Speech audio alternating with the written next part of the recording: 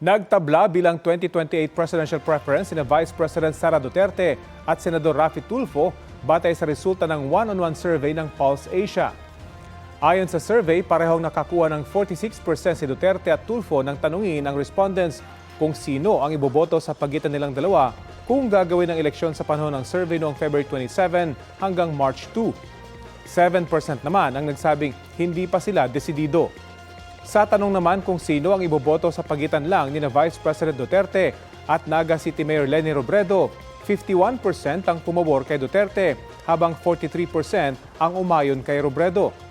Sa pagitan naman ni VP Duterte at ni Senador Bam Aquino, 55% ang boboto raw sa bise habang 32% kay Aquino.